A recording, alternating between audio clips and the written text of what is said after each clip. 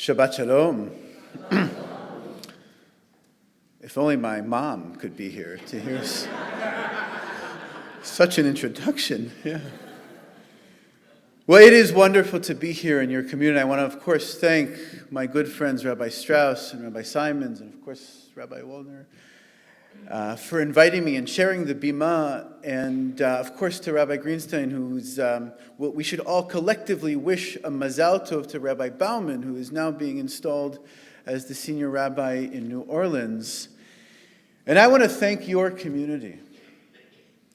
I want to thank you for what you do, not only in Memphis, but for what you do nationally, what you do for our North American movement. Especially I want to recognize my friend Elkin Scheit here from our URJ North American Board and Oversight Committee, and I see that Rabbi Danziger somewhere in the back there for your commitment and now the increased generational commitment. And I'll just share with you that I have the privilege of visiting so many congregations and communities around North America, and they're all wonderful. But some are more wonderful than others. And I have to say that, Abby, what you do here with your beautiful and soulful and inspiring music is special and is holy. And it's a treat to be with you this evening and to be here for the entire Shabbat and weekend. This evening, as we return to our homes and sit together around the Shabbat table, we will preface our words of thanks for our food, our Birkat HaMazon, with, of course, the words of Psalm 126, Shir HaMa'alot B'shuv Adonai et Shivat Zion hayinu kecholmim. A song of ascents that when God brought back those that returned to Zion, to Zion, to the land of Israel, we were like dreamers. And on May 14th, 1948, as Shabbat's arrival was imminent, David Ben-Gurion declared the independence of the state of Israel, becoming the first Jewish sovereign entity in 1,879 years, that this 2,000-year-old dream became a reality, and our prayers had been answered. Now, you see, this state was created by the Zionist movement, by pioneers, by young people in their 19, 20, and 21 years old who came and worked as revolutionaries. And you know what's almost worse for revolutionaries than losing? Is winning. Because you see, what happens is once you win the revolution, a revolutionary and a visionary and an activist then becomes a bureaucrat. And as we fought so long, how do we rid ourselves of the British and the Turks before us, and how do we fight for our very existence? We now have to ask, how is the post office going to work? What type of infrastructure should we have for our cities? What about education, healthcare, and welfare, and all of these pieces that make up a state? And how are those going to look in the Jewish state? And as our dream becomes a reality, we have to look around and face what is often a difficult reality. In fact, just this past week or two, we have suffered a difficult reality of sitting in Israel and watching our brethren, our brothers and sisters, suffer attacks of hundreds of rockets being thrown on them from the Gaza Strip. And thankfully, we have intricate and sophisticated defense systems like the Iron Dome system that comes from a deep partnership between the United States and Israel. And while the Iron Dome can work its magic to protect us physically from these attacks, it can't protect us from the fear and the anxiety that many who live in the area under attack feel day in and day out. The reality continues in a somewhat perplexing political situation that we find ourselves, as not only was the Prime Minister indicted this week, but we find ourselves, after 2 rounds of elections, still governmentless, still lacking a coalition in which, in an unprecedented move this week, the mandate was returned from Benny Gantz, the head of the Kahol Lavan party, now back to the president of Israel, who handed it off like the hot potato that it is, now to the Knesset. Set your calendars for 21 days from yesterday, and we will see if Israel has then a government, or, in fact, like the Israeli election version of Groundhog Day, in which we will find ourselves yet again in another electoral cycle, seeing if this one will in fact prove the desired results. Now, at the risk of stating something obvious, I want to say that the state of Israel is a tremendous success story. It's an unparalleled Hollywood vision that you couldn't even imagine, that books are written about and movies are made, that we came and made the desert bloom and we built a state out of nothing, and we did so amongst great existential threat. Now, that doesn't mean that we haven't made our fair share of mistakes. That doesn't mean that we don't have plaguing issues that we are dealing with, criticism from within and from without, and many people who still approach one of the most successful projects in the modern world with a sense that it maybe never have happened. As we talk about that independence and we think about the days leading up to that fateful moment when David Ben-Gurion stood up in Tel Aviv and declared the independence of the Jewish state, the first Jewish state in 2,000 years, we know that there were several questions that still weren't answered.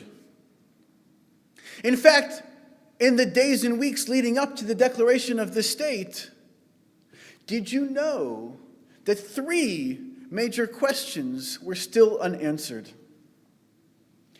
It was yet to be determined what the actual name of the country was going to be. We weren't sure what the actual borders of the country, and it still was unclear what the Jewish character of this Jewish state was going to be. Fast forward 71 and a half years later, and really only one of those questions was answered. Guess which one?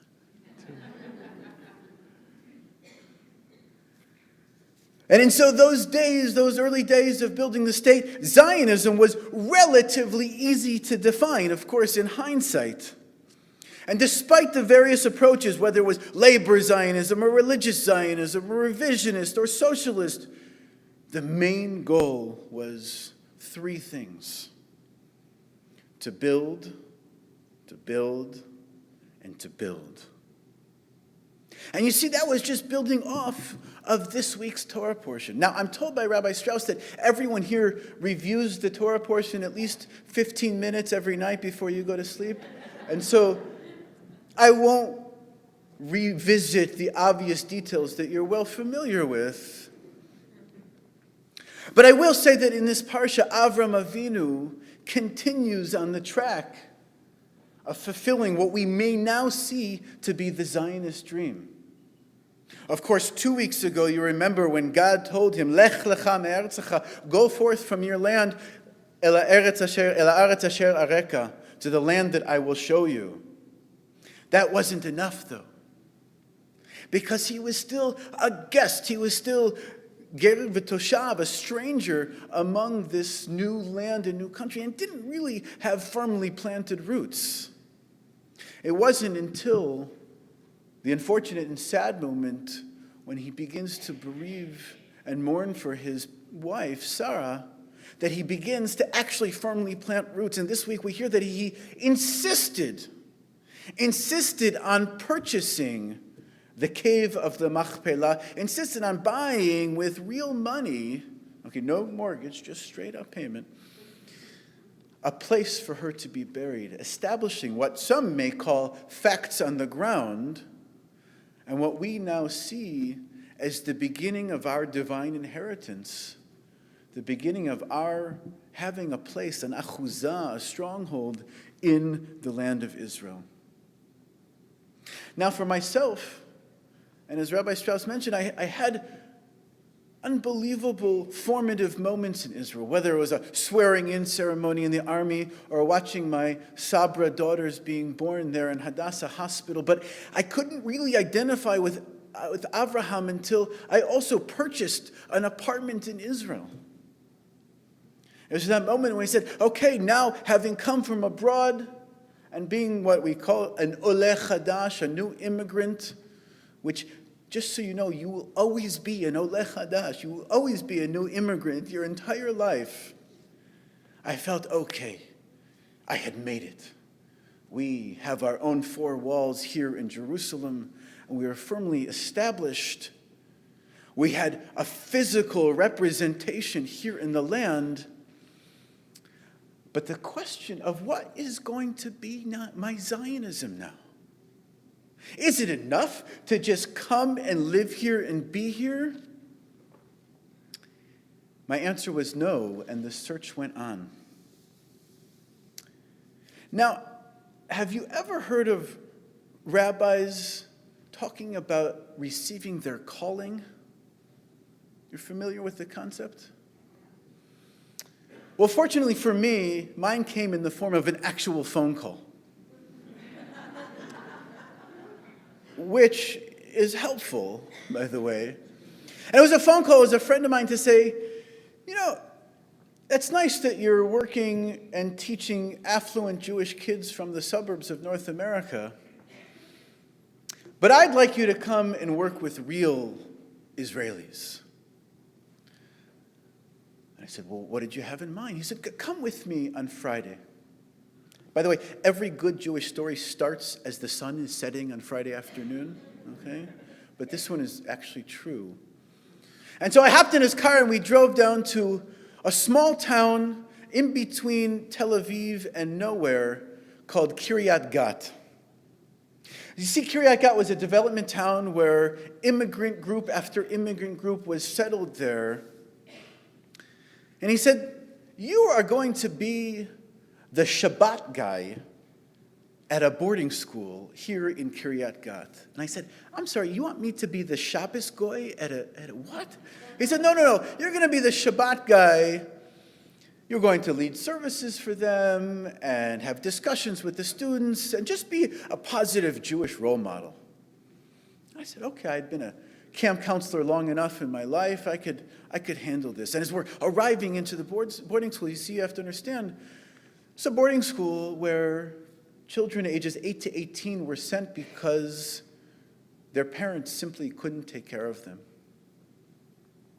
And as we're entering and the sun is setting and I'm watching the students file in the makeshift, what we call in Hebrew, a caravan, a prefabricated building that was being used as that evening's Beit Knesset, as their synagogue, I happened to notice 2 10 or 11-year-old children break out into a fist fight, as it turns out, over who would have the honor of passing out the Sidurim. Yikes. And one of the madrichim, one of their counselors, approached me and said, hi, you must be the new Shabbat guy. I said, I am, and I'm so excited to be here. And as we began to talk, he said, tell me something, is that just a hint of an American accent that I hear in your Hebrew? And I said, yes, well, I'm an oleh chadash. I made aliyah here just a few years ago. And he said, yeah, these kids are going to eat you alive. I said, well, that's wonderful. He said, but don't worry, I'm going to help you. He said, listen, we don't have a lot of time, But I'm going to teach you a song. And we are the only place in the entire state of Israel, in the entire country, that sings this song. And if you sing it, well, the students will think that you're on the inside, that you're one of us. And they'll go with you.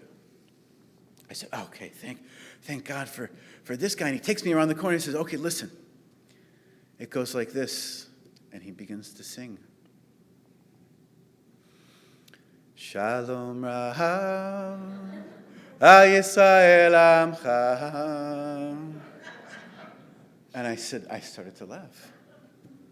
He said, what, you know that song? I said, I was the head song leader at Owen St. Ruby Union Institute of my URJ summer camp in Oconomowoc, Wisconsin. And he looked at me and goes, I don't know what that is. I said, don't worry. I grew up 2 miles away from Cantor Jeff Klepper. He said, who? Never heard of him. I said, he's the guy who wrote the song. And he said, now, you've met Israelis before? And as Rabbi Simons taught us this evening, what is the worst thing for an Israeli to be? That's right, a friar. And he said, if some cantor in America told you that he wrote this song, you better tell him differently because the song is in the Siddur. I said, yes, he wrote the melody, not the word, but that's okay. He said, all right, whatever. Can you sing the song? I said, yeah, I can sing the song. I said, okay. Now remember, when I came to Israel, I was bright-eyed, romantic, and idealistic. I came wanting to revive the early pioneering Zionist tradition. I wanted to work the land and drain the swamps and be that kind of chalutz, that kind of pioneer. And my friends laughed at me and said, well, you're about 100 years too late. And they said, you know what? If you want to be a Zionist today, if you want to be a light unto the nations, you ought to go work in high tech. That's where we're making contributions. We are the startup nation, and we're making contributions to the entire world in the area of science and technology. And I said, yeah, that's well and good, but I'm a Jewish educator. I don't know how to do any of that. And with that in mind, I approached and walked into this Beit Knesset of about 60 kids, ages 8 to 18. And we got through what was a relatively painful Kabbalat Shabbat. Remember the fist fight. And just as we did tonight, we got through the Amidah, and it came time to sing. And I closed my eyes and mustered every ounce of strength that I had and began to sing Shalom Rahav, Yisrael Amcha. And like magic, they all straightened up in their seats, and the boys and girls stopped pinching each other, and they turned to their Sidurim. And in this sort of off-key, very loud, Israeli-sounding version of the song that I grew up with in synagogue, in camp, and youth group, began to belt out with great kavanah, great intention and pride. And as I watched them, it hit me. I said, you see, I'm too late to drain the swamps and work the land, and I'm no good at high tech. But this is it. As I watched these Israelis from the former Soviet Union, from North Africa, from Iraq, from Yemen, from Ethiopia, sit together, boys and girls together, praying out of an Orthodox Sephardic Siddur, singing the song written by a Reform rabbi in Cantor. I said, this is going to be my Zionism. I said, forget about high tech and the startup nation. I'm going to help bring Reform Judaism to Israel. I said, you see, because Israelis are waking to the reality that having a Jewish state does not necessarily mean having a Jewish community. And we're waking up to understand that this former polarizing dichotomy between religious and secular no longer answers the needs of the mainstream. And that's why we have communities sprouting up all over Israel. That's why we have our wonderful Rabbi Rinat Sfanya in Shoham, who is changing what it means to be Jewish in the Jewish state, who is giving a different face, who is teaching people that everyone knows that there's more than one way to be Jewish, but she's telling them, Chaverim, my friends, there's actually more than one way to be religious. And as much as I knew that Israel desperately needs reform and liberal Judaism,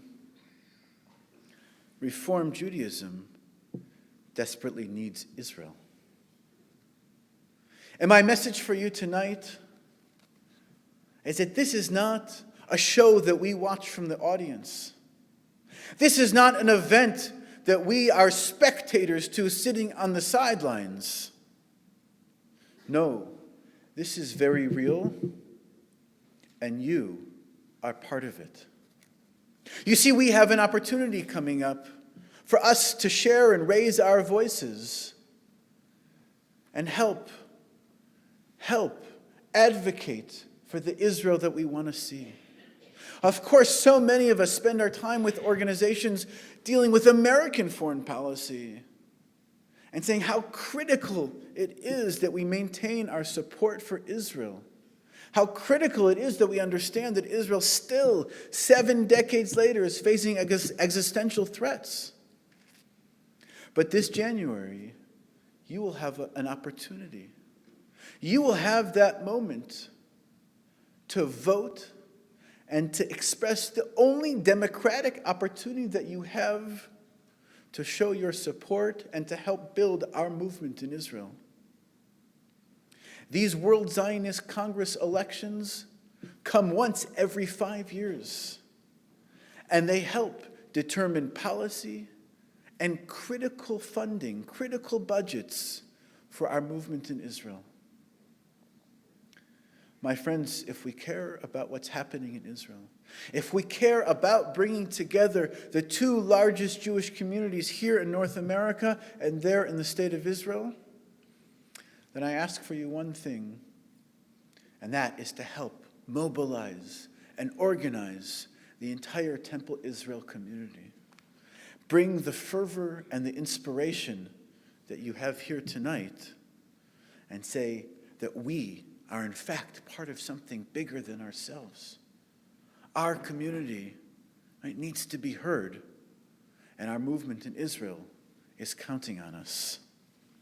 We have an opportunity to shine our light bright, as it says in our morning tefillah, Or chadash at Zion ta'ir, v'nizkeh kulanu mehera le'oro. There is a new light on Zion, and may all of us merit quickly from that light. Shabbat Shalom.